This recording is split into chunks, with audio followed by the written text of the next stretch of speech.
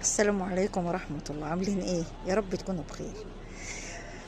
تعرفوا الشفايف الغليظة دي واللي بيعملوا فيها بروتكس وفيلر وشد ومش عارفة ايه وبيجاوموا الدنيا ما بيجا الشفايف اسمها، اقول لكم ايه؟ تعرفوا زمان كان اسمها ايه الشفايف دي؟ ام شلوفة، ام شفاتير، يم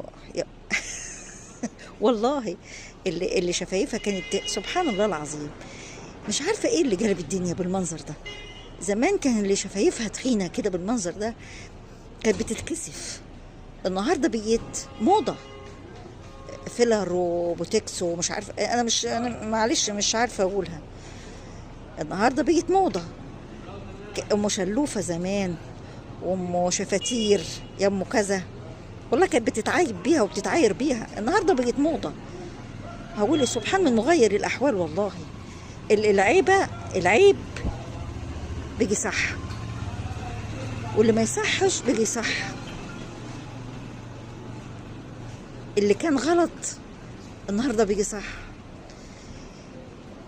مش عارفه اقول ايه والله ما عارفه اقول ايه. بس كتير النساوين اللي بتعملوا في نفسها ده كتير كتير بشكل غير طبيعي، وفي الاخر بيبقى منظرهم مش كويس نهائي. اللي مؤاخذه الخدود بتدلدل والشفايف بتوجع طب ليه؟ ما طب الطبيعه بتاعت ربنا اجمل الف مره. ليه نبدل ونغير في طبيعة البني آدم بطبيعته مهما كان وحش؟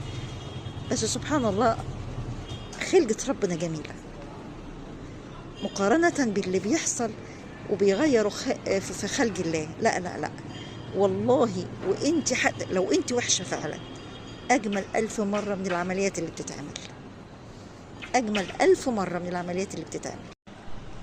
السلام عليكم ورحمة الله. عاملين ايه؟ يا رب تكونوا بخير. تعرفوا الشفايف الغليظة دي واللي بيعملوا فيها بروتكس وفيلر وشد ومش عارفة ايه وبيجاوموا الدنيا ما بيجا الشفايف اسمها، اقول لكم ايه؟ تعرفوا زمان كان اسمها ايه الشفايف دي؟ ام شلوفة، ام شفاتير، يم يا والله اللي شفايفها كانت سبحان الله العظيم. مش عارفة ايه اللي جلب الدنيا بالمنظر ده.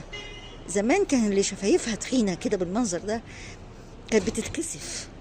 النهاردة بقيت موضة، فيلر وبوتكس ومش عارفة، انا معلش مش عارفة اقولها. النهاردة بقيت موضة. ام شلوفة زمان،